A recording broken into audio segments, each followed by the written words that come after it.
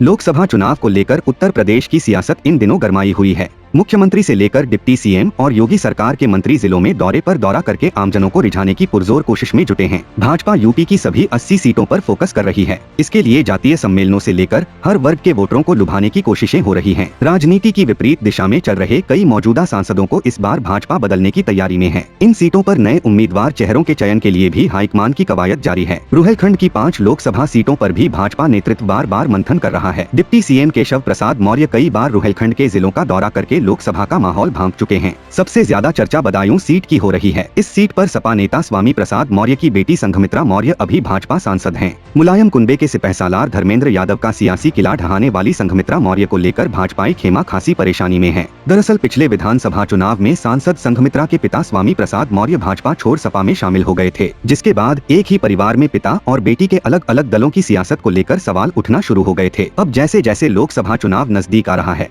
वैसे वैसे बदायूं सीट पर भाजपाई फोकस गहरा होता जा रहा है। पिता स्वामी प्रसाद मौर्य को सांसद संघमित्रा ने विधानसभा चुनाव में भी सपोर्ट किया था, जबकि स्वामी प्रसाद मौर्य तब समाजवादी पार्टी के टिकट पर चुनाव मैदान में थे। तभी से भाजपा में संघमित्रा के खिलाफ कवायद शुरू हो गई थी। माना जा रहा है कि इस बार लोकसभा चुनाव में भाजपा बदायूं सीट पर संघमित्रा की जगह किसी और को टिकट देने की तैयारी पूरी कर चुकी है। बस घोषणा का इंतजार है। हालांकि बदायूं से भाजपा किस नेता को चुनाव मैदान में उतारेगी अभी यह तय नहीं हो सका है। उधर बरेली और बदायूं में डिप्टी सीएम के बार बार हो रहे दौरों को लेकर अब सियासी मतलब निकाले जाने लगे हैं। हाल ही में भाजपा ब्रज क्षेत्र अध्यक्ष दुर्विजय सिंह शाक्य की माता के निधन पर केशव प्रसाद का हेलीकॉप्टर बदायूं जिले में उतरा था। इससे पहले भी बदायूं में डिप्टी सीएम दौरा करके चुनावी माहौल भांप चुके हैं। बरेली में भी केशव प्रसाद मौर्य हाल ही के दिनों में कई दौरे कर चुके हैं। अंदर खाने चर्चा है कि बदायूं सीट पर प्रत्याशी बदलने के लिए भाजपाई कवायद शुरू हो गई है। जातीय समीकरण को देखते हुए भगवा कैंप को बदायूं सीट पर किसी दमदार शाक्य या मौर्य चेहरे की तलाश है, जो केसरिया कैंप की मौजूदा विरासत को संभाल सके। इसके लिए नेताओं का टेस्ट शुरू हो गया है। डिप्टी सीएम के दौरे के बहाने भाजपा बरेली और बदायूं के नेताओं की क्षमताओं का अंदाजा लगा रही है। बदायूं सीट पर दम दिखाने के लिए भाजपाई कैंप में वैसे तो कई दिग्गज मौजूद हैं,